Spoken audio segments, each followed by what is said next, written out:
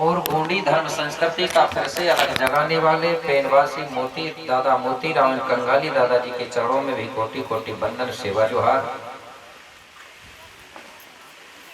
एवं अखिल गोंडवाना कोया पुण्यम भूमिका सेवा संस्था के राष्ट्रीय मुतुआ कोई महाराष्ट्र पौनी निवासी तिरुमाल दादा रावेन साहिनवाती जी के चरणों में भी कोटि कोटि बंदन सेवा जोहार करता हूँ। अतः अखिल गोंडवाना कोया पुण्यम भूमिका सेवा संस्था के समस्त भूमिका गुरु हमारे साथ चलकर आयु हमारे सम्माननीय भूमिका गुरु ककोड़िया जी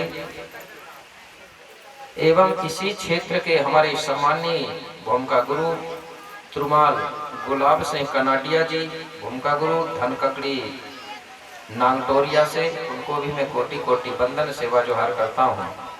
और इसी ग्राम के हमारे सम्माननीय भूमिका गुरु परते जी उइके जी जो भी भूमिका बेगा यहाँ उपस्थित है उन समस्त भूमिका बेगाओं को भी कोटि कोटि बंदन सत नमन सेवा जोहार करता हूँ।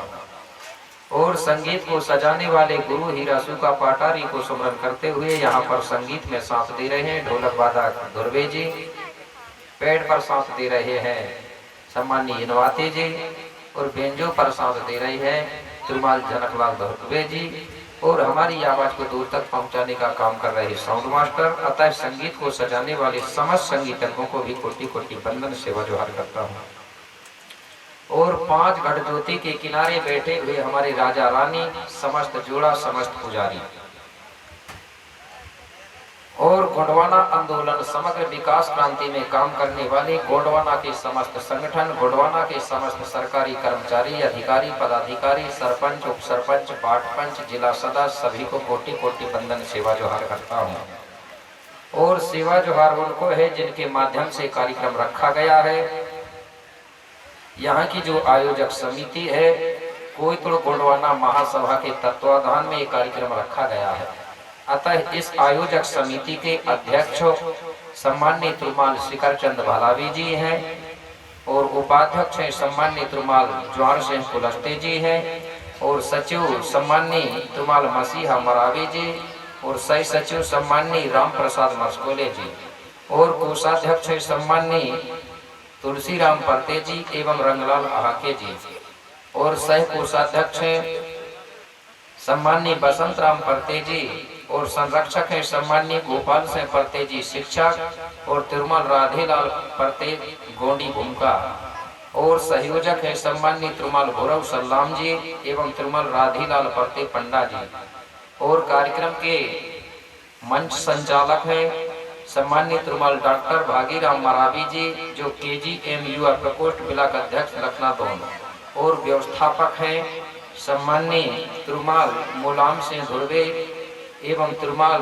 भैरव सल्लाम जी एवं तिरुमाल अमला प्रसाद जी एवं तिरुमाल सद्दू सल्लाम जी। इस प्रकार से आयोजक समिति के अध्यक्ष उपाध्यक्ष सचिव कोषाध्यक्ष संरक्षक संयोजक मंच संचालक एवं समिति के सभी सदस्य समस्त ग्रामवासी समस्त क्षेत्रवासियों को भी मैं कोटि कोटि बंदन सेवा जोहार करता हूँ। और दूर दराज आसपास गांव से चलकर आए हुए समस्त क्षेत्रवासी ग्रामवासी पंडाल पर विराजमान सभी मातृशक्ति पितृशक्ति नन्हे मुन्ने बालक बालिका बुजुर्ग एवं नौजवान साथियों, कार्यक्रम प्रारंभ करने से पहले आप सबको भी मेरी ओर से जय सेवा जय प्रापेन जय गोंडवाना।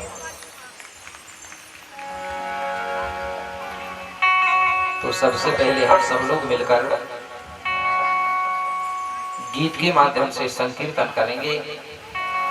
इसके बाद हम अपने कार्य को आगे की ओर गति देंगे। सभी लोग मेरा साथ देंगे, सहयोग करेंगे। धन्यवाद।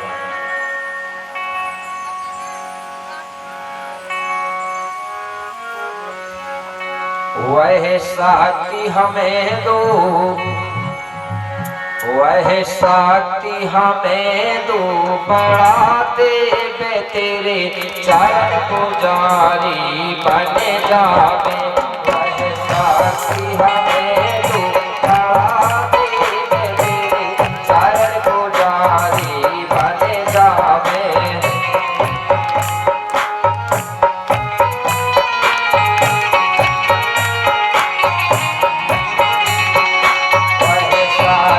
हमें बढ़ाते वे तेरे चरण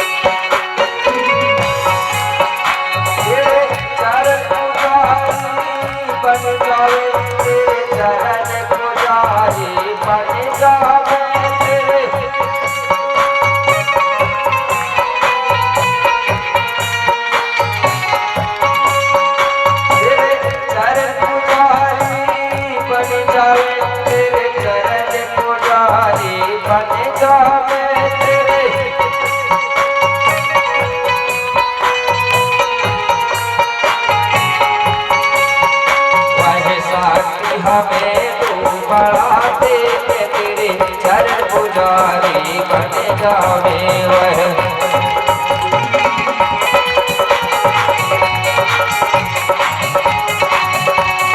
साथी हमें तू बड़ा देव तेरे चरण पुजारी बन जावे।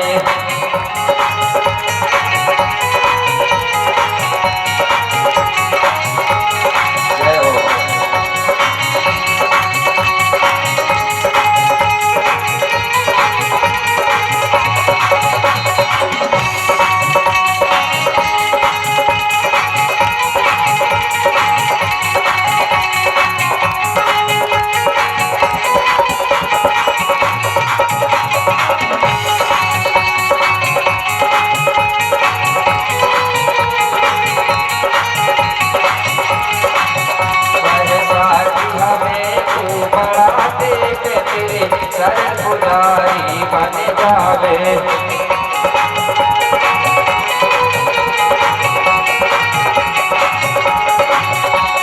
साथी हमें तू बड़ा देव तेरे चरण पुजारी बन जावे। साथी हमें तू बड़ा देव तेरे चरण पुजारी बन जावे। साथी हमें तू बड़ा देव तेरे चरण पुजारी बन जावे।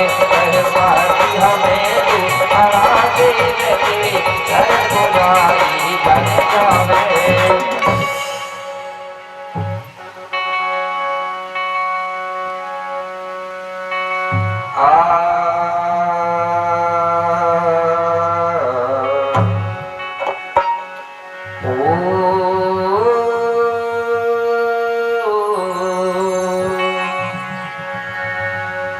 किया सुटादस गुरु सुमिरन करूं। किया सुटादस गुरु सुमिरन करूं। पुनि लऊं को पार को नाम। सगा देव विनती करूं कि करो सदा कल्याण। कि अमर कोट महिमा अमित कि पुइने मिता सारा। पतित पावनी नर्मदा की पाप करो ने तो छारो। की काय सुनी सत्यवाहिनी। की काय सुनी सत्यवाहिनी की हिंगेला जोनी आए। कली कंकालुनि विनती करूं आज बिगड़ी तैयोरी बनाए। कि बम्बावती बमुलेश्वरी कि वीरु विरासिनु नामो। और बिंद्रवासिनी लाज रखुमा कि पूरन करियो सब कामो। कि शंभु गौर पुलितुरा। कि शंभु गौर पुलितुरा कि जाय जयंतर महिपालो। गुरुदेव गण धन्यवंतुरे कि जय जय सेवा हिमालो। हे परम शक्ति, हे पंचतन पावे पंचखंड धरती की राजा बाबा शंभू सिंह बाबा, धर्म गुरु पाहती पारी कुपारलिंगो बाबा और क्रांति की देवी रायता जंगो माता और कालंकों को काटने वाली माता कली कंकाल निदाई, मैं आपको कोटि कोटि बंदन सेवा जोहार करता हूँ। आप मुझे ऐसी शक्ति देना, ऐसा ज्ञान देना जिससे कि मैं धरती पर रहने वाले समस्त जीव प्राणियों के हित के लिए, समस्त सगा समाज की भलाई के लिए उन सबको सत्य मार्ग बता सकूं और उन सबका जीवन को सुखमय बना सकूं, ऐसा मुझे ज्ञान देना बाबा। मैं आपको कोटि कोटि बंदन सेवा जोहार करता हूँ। बोलिए शंभू शेखो बाबा की, माँ भगवती मूलाधाई गौराधाई की, यहाँ पर बैठे हुए सगा समाजों की बहुत बहुत धन्यवाद। आप सबको प्रकृति शक्ति प्राप्त बड़ा देव सदबुद्धि दे, सदगम दे, सदमार्ग दे। सबके बेटा बेटी अच्छे पढ़े, आगे बढ़े और आपका परिवार सदा सुखी रहे, यही आपके लिए कामना करता हूँ और आपको ले चलता हूँ। आगे कोटि गाथा की ओर। धन्यवाद।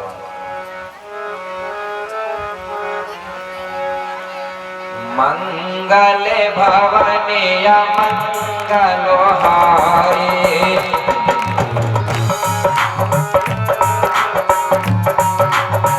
मंगल भवन मंगलो हारे,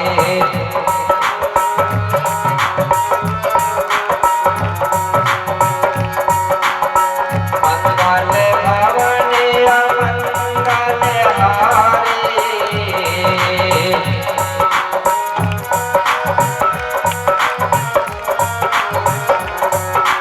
जय बड़ा देव जगत हितकारी,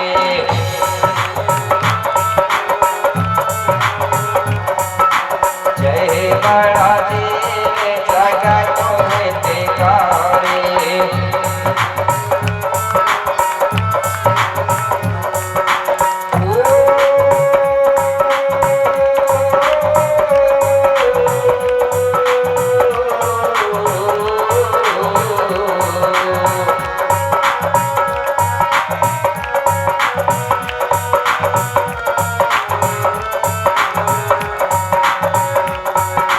सुन लीजिए माया राज हमारी, या राज हमारी,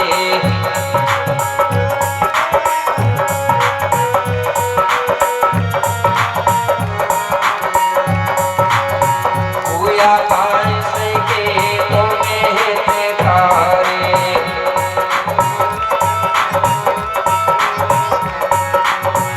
पूया पांच के तुम्हें हितकारी, सुन लीजिए माया राज हमारी, सुन लीजिए माया राज हमारी।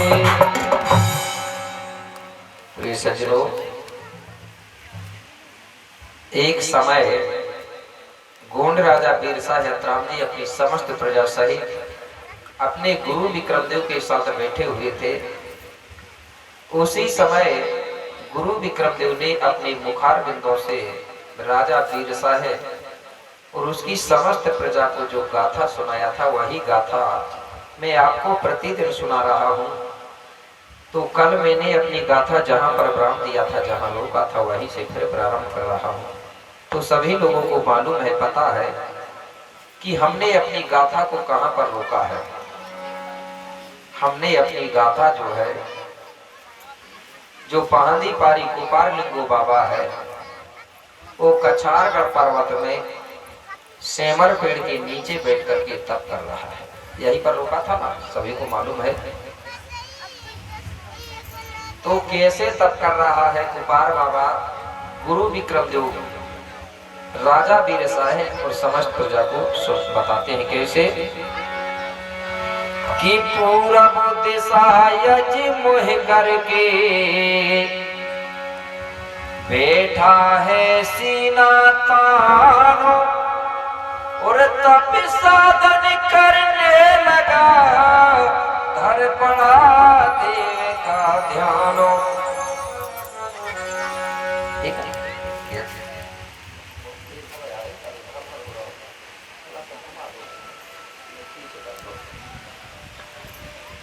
तो कुपार बाबा जो है सेमर पेड़ के नीचे 7 वर्ष के लिए तप करने बैठा था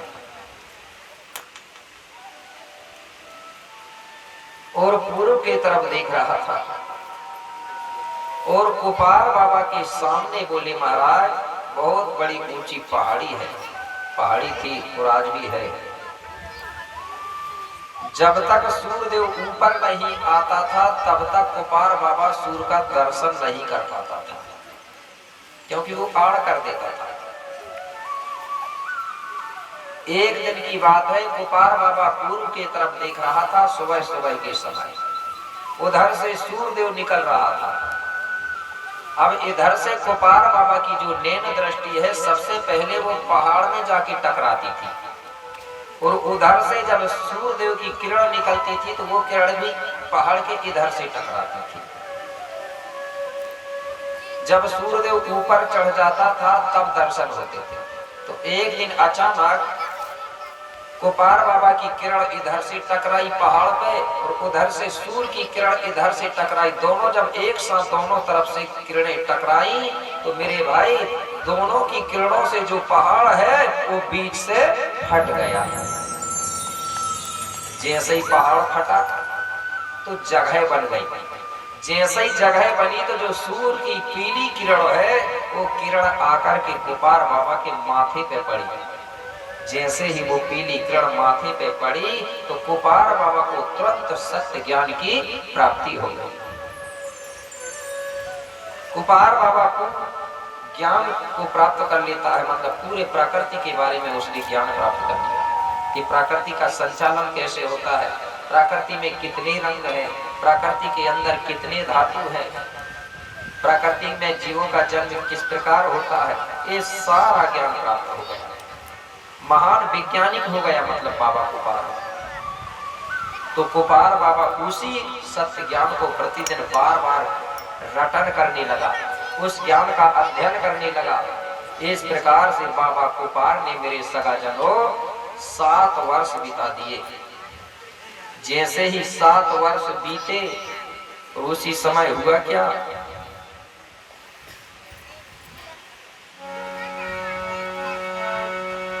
कि उसी समय वहां पर आज जंगोदाई आई है और हाथ जोड़ विनती कर लिंगों से बचने सुनाई है। उसी समय वहां पर रायतार जंगोदाई पहुंच गई बाबा कुपार के पास।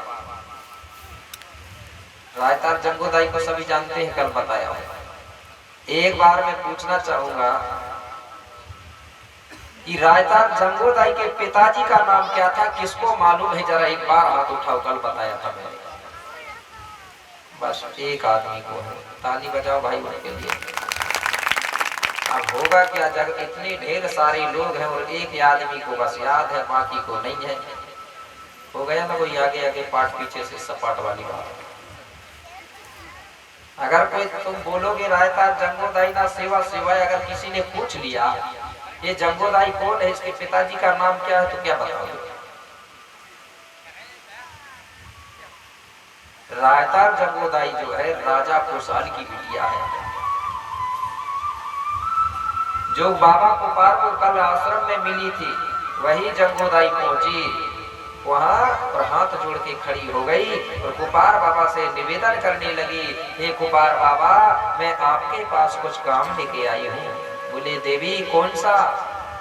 बोले बाबा जो माता काली कंकालिनी दाई है उसके जो 33 कोट बच्चा है, उन 33 कोट बच्चों को बाबा शंभू शेख ने कोयली कछारगढ़ की गुफा में 12 वर्ष के लिए बंद कर दिया है। इसलिए बाबा आप मेरे साथ चलो और वो 33 कोट बच्चों को गुफा से निकाल दो।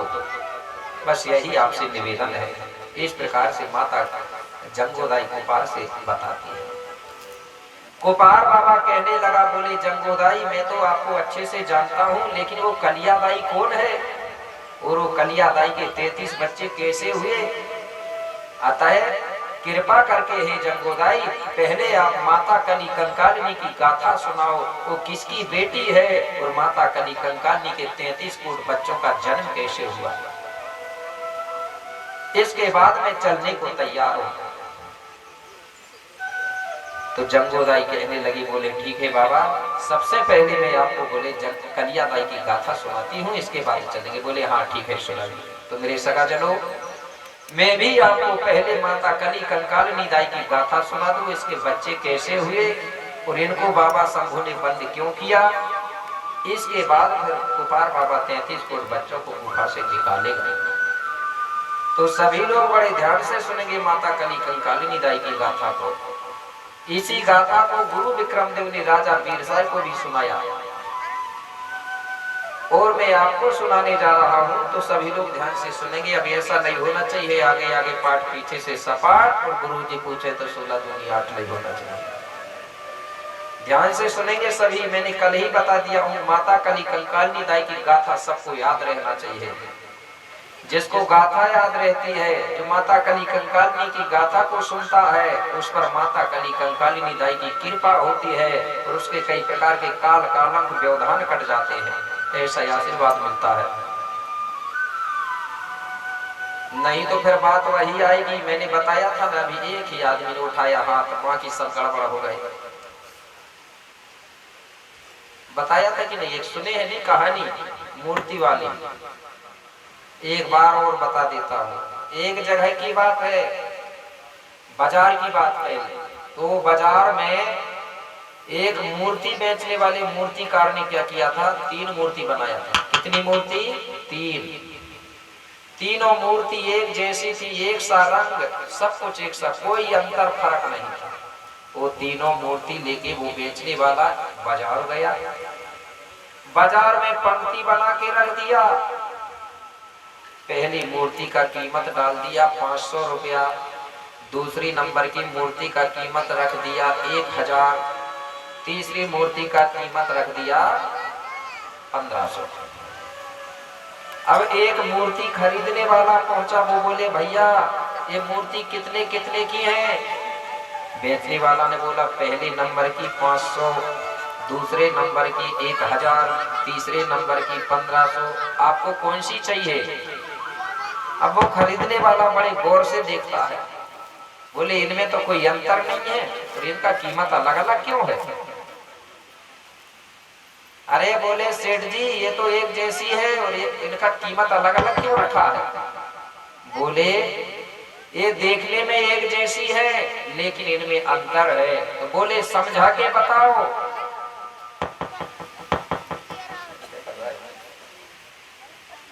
समझा के बताओ।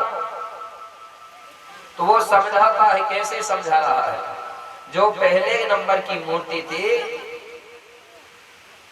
उसमें बताया, उसने एक धागा उठाया, तो पहले नंबर की मूर्ति है उसके एक कान से धागा डालता है तो वो धागा दूसरे कान से निकल गया। बोले देखो ये मूर्ति, बोले इधर से धागा डाल रहे हैं दूसरे कान से निकल जा रहा है, बोले इसका कीमत है 500 रुपया। अच्छा बोले 1000 वाली बताओ। 1000 वाली मूर्ति के कान में जब धागा डाला गया तो पेट में जाके रुक गया, निकला ही नहीं। बोले देखो अंतर हो गया। इसके बोले धागा पेट में जाके रुक रहा, निकल नहीं रहा। अच्छा बोले सबसे महंगी वाली बताओ। जब महंगी वाली मूर्ति के कान में धागा डाला गया तो मुंह से धागा निकल गया। बोले देखो, बोले इसका कीमत सबसे ज्यादा, इसका धागा मुंह से निकल रहा। फिर भी वो खरीदने वाला समझा नहीं, बोले समझा के बताओ। बोले देखो जो पहले वाली मूर्ति है ना, ये कान से धागा डालते हैं दूसरा से निकल रही है, निकल रहा है, मतलब ये मूर्ति किसी भी बात को इधर से सुनती है और इधर से निकाल देती है, इसलिए इसका कीमत सबसे कम है। अच्छा बोले जो पेट में रुक रहा वो बताओ। बोले जो मूर्ति कान से धागा डालते हैं और पेट में जाके रुक जाता है, ये मूर्ति का काम है, बोले किसी भी बात को ध्यान से सुन लेती है लेकिन पेट में रखी रहती है, किसी को बताती नहीं है, लेकिन सुन लेती है, इसलिए इसका कीमत थोड़ा ज्यादा है। अच्छा बोले कान से धागा डाल रहे हैं मुंह से निकल रहा है, इसका मतलब है बोले ये मूर्ति किसी भी बात को ध्यान से सुनती है बोले और अपने मुंह से बताती है बोले, इसलिए इसका कीमत सबसे ज्यादा है। तो आपको बनना कौन सी मूर्ति है? सब एक जैसे हैं, है ना? एक मूर्ति जैसे कि नहीं हो, सबके 2 ही हाथ है कि 3 भी है, 4 तो नहीं है, किसी के बराबर है ना? कान भी 2 ही है, ऐसा तो नहीं कि कोई के 4 हो, कोई के 2 हो, कोई के 1 हो तो कम सुनाई पड़त हो। तो आपको बनना कोई सी मूर्ति है? अगर 500 वाली बनोगे तो अभी तो 500 वाली जैसी लग रहे थे। अगर कोई हो 500 वाली तो हाथ उठा दो भाई, कुछ नहीं बोलूंगा। कोई नहीं बनना चाहता 500 वाली। 1000 वाली, 1000 वाली तो बहुत से होंगे, और 1500 वाली उठाना कितने लोग हैं? अच्छी नहीं बनना चाह रहा है, फिर मतलब ही क्या रहा? चलो ठीक है, डर तो नहीं लगती हाथ उठाने में, कि ताकत लगती है, जो डरता वो जल्दी मरता। ठीक है? तो मेरे भाई हमको किसी भी बात को ध्यान से सुनना है, क्योंकि जब तक आप लोग ध्यान से नहीं सुनोगे तब तक आपको याद नहीं रहेगा। तो मैं गाथा सुनाने जा रहा हूं माता काली कंकालिनी निदाई की। आप सभी लोग ध्यान से सुनेंगे और अपने जीवन में उतारेंगे तो जरूर माता काली कंकालिनी की आप पर कृपा होगी और आपका जीवन सफल होगा। ठीक है।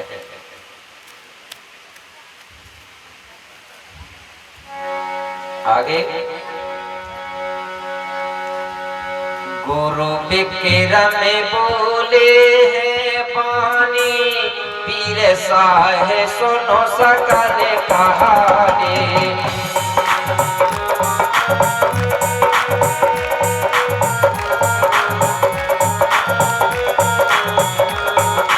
गुरु विक्रम बोले हैं पानी पीर साहे सुनो सकल कहानी।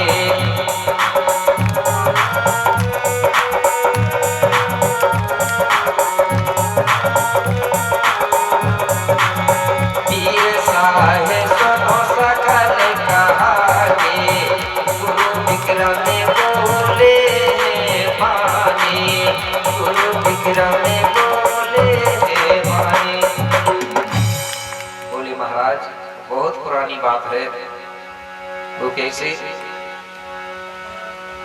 कि अदमालपुरी की है गाथा